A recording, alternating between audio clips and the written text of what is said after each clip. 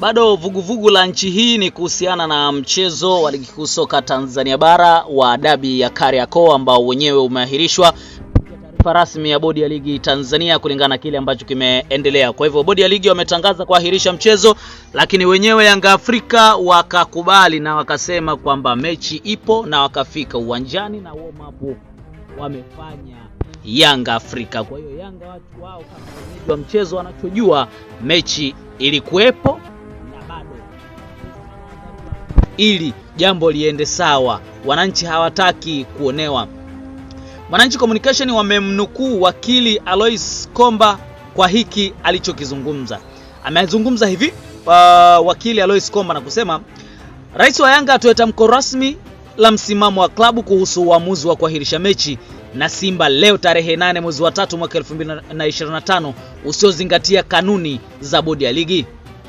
Hakika hili ni jaribu kubwa kwa uongozi wa Yanga chini ya Engineer Hersi. Ikiwezekana aitishe mkutano mkuu wa dharura wa wanachama wa klabu ya Yanga. Tunaomba baadhi yetu sisi wanasheria, wana Yanga tumsaidie kuandaa hilo tamko. Maana hata Haji Manara asiye mwanasheria ametoa maoni yenye mtazamo wa kisheria. Unaahirishaje mechi wakati kanuni zenyewe za ligi zipo very clear and expressly stated? Iwapo zikivunjwa kwamba kuvunjwa kwa kanuni husika za ligi hakubadili matokeo ya mchezo au mechi kutofanyika. Adhabu ya faini au nyinginezo hutolewa kwa aliyekiuka kanuni husika. Kamati ya masaa 72 hukaa baada ya mechi husika na sio kabla ya mechi kufanyika. Alois Komba Junior wakili, yeye ndio tamko lake hile akimtaka rais wa Young Africans Engineer Hersi Ali Saidi kuona namna gani anatoa tamko lolote lile kuhusiana na kile kilichotokea.